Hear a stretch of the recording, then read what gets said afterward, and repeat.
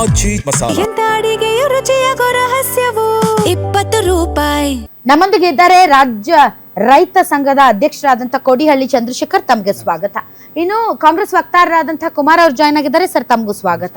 ಹಿರಿಯ ನಾಯಕರು ಮತ್ತು ಬಿಜೆಪಿಯ ವಕ್ತಾರರು ಚೀನಾರಾಮು ಸರ್, ತಮಗೂ ಸ್ವಾಗತ.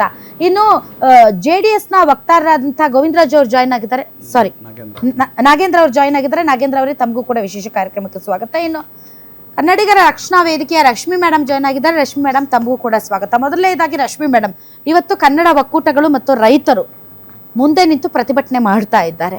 ಸೊ ಈ ಪ್ರತಿಭಟನೆ ಒಂದು ಹನಿ ನೀರು ಕೊಡಬಾರ್ದು ಅಂತ, ನಾಳೆ ಬಂದ್ ಮಾಡ್ಬೇಕಾ ನಾಳಿದ್ದು ಇಲ್ವಾ ಅನ್ನೋದ್ರ ಬಗ್ಗೆ ಒಂದು ಡಿಸಿಷನ್ ತಗೊಳ್ತೀವಿ ಅಂತ ಹೇಳ್ತಾ ಇದ್ದಾರೆ. ಈ ಮಧ್ಯೆ ಸರ್ಕಾರದಿಂದ ನೀವೇನು ಬಯಸ್ತೀರಿ ಮೇಡಮ್? ಸರ್ಕಾರದಿಂದ ಇವತ್ತು ಮಾನ್ಯ ನೀರಾವರಿ ಸಚಿವರಾಗಲಿ, DK ಶಿವಕುಮಾರ್ ಅವರಾಗಲಿ ಮುಂದೆ ಬರಬೇಕು. ಇವತ್ತು ಜನಗಳು ಏನು ಬೇಡ್ಕೊತಾ ಇದ್ದಾರೆ, ಕುಡಿಯೋ ನೀರು ಕೇಳ್ತಿದ್ದಾರೆ. ನಮ್ಮ ಮಂಡ್ಯ ರೈತರು ನಮಗಿಲ್ಲ ರೀ, ನಾವು ಬೆಳೆ ಬೆಳೀತಾ ಇದ್ದೀವಿ ಅಂತ ಅವ್ರು ಬೇಡ್ಕೊತಾ ಇದ್ದಾರೆ. ಅವ್ರಿಗೆ ಒಂದು ಸಮಾಧಾನಕರ ಉತ್ತರ, ಇವ್ರು ಏನು ಮಾಡ್ತಾ ಇದ್ದಾರೆ, ಸರ್ಕಾರವನ್ನು ತಗೊಂಡ್ರಲ್ಲ, ರಾಜಕೀಯವನ್ನು ನೀವು ಕೂತ್ಕೊಂಡ್ರಲ್ಲ, ಚೇರ್ ತಗೊಂಡಿದ್ದೀರಲ್ಲ, ನೀವೇನು ಮಾಡ್ತಾ ಇದ್ದೀರಾ? ಇವತ್ತವರೆಗೂ ಇಷ್ಟು ವರ್ಷಗಳಾಗಿದೆ ಸಚಿವ ಸಂಪುಟದಲ್ಲಿ 60-70 ವರ್ಷದಿಂದ ನೀವು ಕೂತ್ಕೊಂಡೇ ಬರ್ತಾ ಇದ್ದೀರಲ್ಲ, ಒಬ್ಬ ನೀರಾವರಿ ಸಚಿವ ತಕ್ಷಣಕ್ಕೆ ಉತ್ತರ ಕೊಟ್ಟಿದ್ದಾರಾ? ಒಬ್ಬರು CM ತಕ್ಷಣಕ್ಕೆ ನಾನು ಇದೀನಿ ರೀ, ನಮ್ಮ ರೈತರಿಗೋಸ್ಕರ, ನಮ್ಮ ಜನಗಳಿಗೋಸ್ಕರ ನಾನು ಇದೀನಿ ಅಂತ ಯಾರಾದ್ರೂ ಮಾತಾಡ್ತಾ ಇಲ್ಲ ಅಂತ ಅಲ್ಲ, ಮಾತಾಡ್ತಾ ಇದ್ದಾರೆ. ಮುಖ್ಯಮಂತ್ರಿಗಳು ಅಧಿಕಾರ ಸ್ವೀಕರಿಸಿದ ಒಂದು 4-5 ದಿನಕ್ಕೆ ಹೇಳಿದ್ರು ನೀರಿಲ್ಲ ನಮಗೆ, ರೈತರು ಬೆಳೆ ಬೆಳೆಬೇಡ್ರಿ ಅಂತ. ಈಗ ಎಲ್ಲ ಉಳ್ಳಾಡ್ತಾ ಇದ್ದಾರೆ, ರೋಡಲ್ಲಿ ಉಳ್ಳಾಡ್ತಾ ಇದ್ದಾರೆ, ನೀರಲ್ಲಿ ಉಳ್ಳಾಡ್ತಾ ಇದ್ದಾರೆ. ಇವತ್ತು ಹೇಳ್ತಾರೆ ನಾವು PL ಹಾಕಕ್ಕೆ ಯೋಚನೆ ಮಾಡ್ತಾ ಇದೀವಿ ಅಂತ. ಇವತ್ತು ಮುಖ್ಯವಾದ ಸಮಸ್ಯೆ, ಒಬ್ಬ ನೀರಾವರಿ ಸಚಿವ ಸಂಪುಟವನ್ನು ತಗೊಂತ ಅವ್ರು ಮಂತ್ರಿ ಆಗ್ತಾರೆ ಅಂದ್ರೆ ಮುಖ್ಯವಾದ ಸಮಸ್ಯೆ ಕಣ್ಣೆದುರುಗಡೆ ಬರುವಂತದ್ದು ಕಾವೇರಿ ನೀರು. ಯಾಕೆಂದ್ರೆ ಅದರಿಂದ ತುಂಬಾ ಲಾಸ್ ಆಗಿ, ಯಾಕೆ ದಿನ ದಿನ ದಿನ ದಿನ ದಿನ ಬೆಂಗಳೂರಲ್ಲಿ. ನಿಮ್ ಪ್ರಕಾರ ಮೇಡಮ್ ಯಾಕೆ ಪ್ರತಿ ಸಲ ಈಗ ನೋಡಿ, ಈಗ ಕಾವೇರಿಯ ವಿಚಾರದಲ್ಲಿ ಯಾರಿಗೂ ಬದ್ಧತೆ ಇಲ್ಲ ಅಂತ ಹೇಳಿದ್ರೆ ನಾನು ಒಪ್ಕೊಳಕ್ ರೆಡಿ ಇಲ್ಲ. ಅದು ಯಾವುದೇ ಪಕ್ಷ ಆಗಿರ್ಬೋದು, ಅದು JDS ಆಗಿರ್ಬೋದು, BJP ಆಗಿರ್ಬೋದು, ಕಾಂಗ್ರೆಸ್ ಆಗಿರ್ಬೋದು, ಕಾಲಕ್ಕೆ ತಕ್ಕಂತೆ ಅವ್ರ ಬದ್ಧತೆಯನ್ನ ಅವರು ತೋರಿಸಿದ್ದಾರೆ ಮತ್ತು ಆ ವಿಚಾರದಲ್ಲಿ ಅವರು ನಿರ್ಲಕ್ಷ್ಯ ಮಾಡಕ್ ಆಗಲ್ಲ. ಯಾಕೆಂದ್ರೆ ಕಾವೇರಿಗೋಸ್ಕರ ಎಷ್ಟು ಜನ ಪ್ರಾಣ ತೆತ್ತಿದ್ದಾರೆ ಅನ್ನೋದು ನಮ್ಗೆಲ್ರಿಗೂ ಕೂಡ ಗೊತ್ತಿದೆ. ಒಂದು. ಎರಡನೇದು, ಈಗ ಪ್ರಾಧಿಕಾರಗಳ ಮುಂದೆ ನೀವು ಎಷ್ಟೇ ಮೈಮೇಲಿರೋ ಬಟ್ಟೆ ಹರ್ಕೊಳ್ರಿ, ನೀವು ಅಂಕಿ ಅಂಶಗಳಲ್ಲ ಅಥವಾ ನೀವು ಬೇರೆ ವಾಸ್ತವ ಪರಿಸ್ಥಿತಿಯ ರಿಯಾಲಿಟಿ ಚೆಕ್ ಮಾಡಿ ನೀವು ತಜ್ಞರನ್ನ ಕರ್ಕೊಂಡು ಬಂದು ಡ್ಯಾಮ್ಗಳನ್ನ ತೋರಿಸಿ ಅದು ಡ್ಯಾಮ್ ಅಲ್ಲಿರೋ ಹೂಳು ಕಾಣ್ತಾ ಇದ್ರು ಕೂಡ ಯಾರು ಏನು ಮಾಡಲ್ಲ. ಕರ್ನಾಟಕಕ್ಕೆ ಅನ್ಯಾಯ. ತುಂಬಿದ್ರೆ ಬಾಗ್ನ ಕೊಡಕ್ ಹೋಗ್ತಾರೆ, ಬರಿದಾದಾಗ ಮಾತಾಡೋದಿಕ್ ಬರೋದಿಲ್ಲ. ಇದೇ ಸಮಸ್ಯೆ ಆಗ್ತಾ ಇರೋದು. ಇವತ್ತು ನಮ್ಮ ಜನಗಳಿಗೆ ಏನ್ ಬೇಕು, ಯಾಕೆ ಇಷ್ಟೊಂದು ನೋವನ್ನು ಅನುಭವಿಸ್ತಿದ್ದಾರೆ? ದಿನ ದಿನ ಲಕ್ಷಗಟ್ಟಲೆ ಜನ ಬೆಂಗಳೂರಲ್ಲಿ ವಿದೇಶಿಗರು ಬಂದು ನೆಲೆಸ್ತಾ ಇದ್ದಾರೆ, ನೀರ್ ಸಾಕಾಗ್ತಾ ಇಲ್ಲ, ಲಬೋ ಲಬೋ ಅಂತ ಬಾಯ್ ಬಡ್ಕಂತ ಇದ್ದಾರೆ. ಅಲ್ಲಿ ರೈತರಿಗೆ ಬೆಳೆ ಬೆಳೆಯಕ್ಕೆ ನೀರ್ ಸಾಕಾಗ್ತಾ ಇಲ್ಲ. ಇಲ್ಲಿ ನೀರ್ ಬಿಟ್ಟಿರಲ್ಲ ವಾರಾನ್ಗಟ್ಲೆ, ಅಲ್ಲಿ ಹರ್ಕೊಂಡೋಗಿ ಸಮುದ್ರಕ್ಕೆ ಸೇರ್ತಾ ಇದೆ, ಅಲ್ಲಿ ಸಮುದ್ರಕ್ಕೆ ಸೇರ್ತಾ ಇದೆ. ಅವ್ರು ಬಳಸ್ಕೊಂತಾರೋ ಬಿಡ್ತಾರೋ ಯಾರಿಗೂ ಗೊತ್ತಾಗ್ತಾ ಇಲ್ಲ. ಇಲ್ಲಿ ಒಂಚೂರು ಬೆಳೆ ಬೆಳಿಬೇಕು ಬಿಡ್ರಿ, ನಾವು ಕಬ್ಬು ಬೆಳಿತೀವ್ರಿ, ನಾವು ತರಕಾರಿ ಬೆಳಿತೀವ್ರಿ ಅಂದ್ರೆ ಬಿಡಂಗಿಲ್ಲ. All right, okay, yes sir. Chandrashekar sir, ನಿನ್ನೆ ಕೂಡ ಈ ವಿಚಾರದ ಬಗ್ಗೆ ನಾವು ಡಿಸ್ಕಸ್ ಮಾಡಿದ್ವಿ. ಐ ಥಾಟ್ ಒಂದು ಸ್ವಲ್ಪ ಆದ್ರೂ CWMA ನಮ್ಮ ಒಂದು ಮನವಿಯನ್ನ ಅಥವಾ ನಮ್ಮ ಒಂದು ಗೋಳನ್ನ ಕೇಳುತ್ತೆ ಅಂತ ಅನ್ಕೊಂಡ್ವಿ. ಪರಂಪರಾನುಗತವಾಗಿ ನೀವು ಏನೇ ಹೇಳಿ ಸರ್, ಈ ಪ್ರಾಧಿಕಾರಗಳು ಯಾವತ್ತೂ ಕರ್ನಾಟಕಕ್ಕೆ ಅನುಕೂಲವಾಗುವಂತಹ ಅಥವಾ ಕರ್ನಾಟಕದ ವಾಸ್ತವ ಪರಿಸ್ಥಿತಿಗೆ ಮತ್ತು ನಮ್ಮಲ್ಲಿರುವಂತಹ ಒಂದು ನಿಜವಾದಂತಹ ಕಳಕಳಿಯನ್ನು ಅವ್ರು ಅರ್ಥನೇ ಮಾಡ್ಕೊಳ್ಳಲ್ಲ ಸರ್. ನೀವು ನೋಡಿ, ನಾವು ಎಷ್ಟು ಡಿಸ್ಕಷನ್ ಮಾಡಿಲ್ಲ, ನಾನು ನೀವು ಕುತ್ಕೊಂಡು ಈ ವಿಚಾರದಲ್ಲಿ 100 ಡಿಸ್ಕಷನ್ ಮಾಡಿದ್ವೋ ಏನೋ ಸರ್.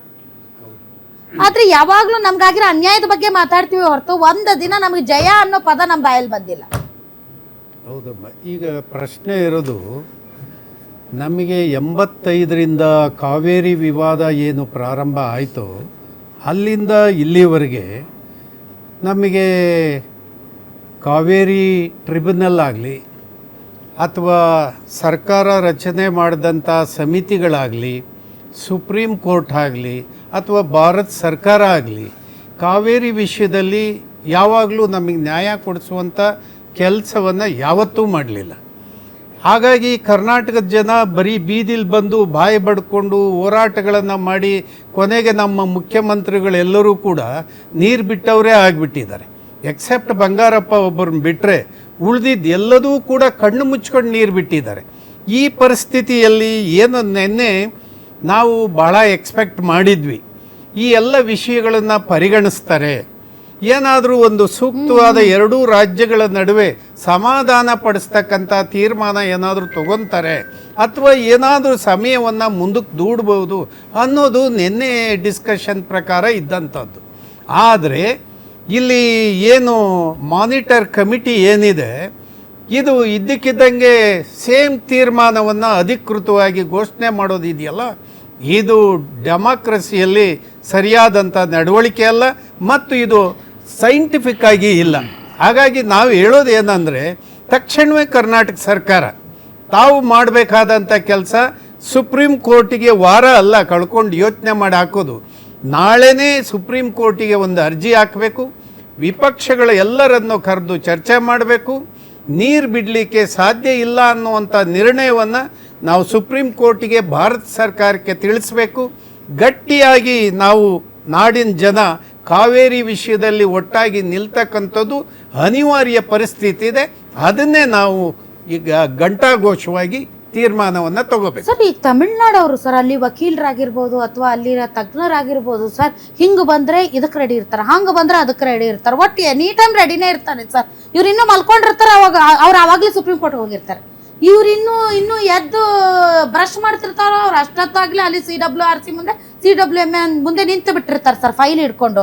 ನೀವು ನೋಡಿ ಸಂಸತ್ನಲ್ಲೂ ಅಷ್ಟೇ, ನಮ್ಮ ಸಂಸದರು ಮಾತಾಡೋಕ್ಕಿಂತ ಮುಂಚೆನೆ ಅವರು ಎಲ್ಲವನ್ನೂ ಅಲ್ಲಿ ತಮ್ಗೇನ್ ಬೇಕೋ ಎಲ್ಲ ಮಾತಾಡಿ ಸಿದ್ಧಿಸ್ಕೊಂಡು ಬಿಡ್ತಾರ್ರಿ ಸರ್.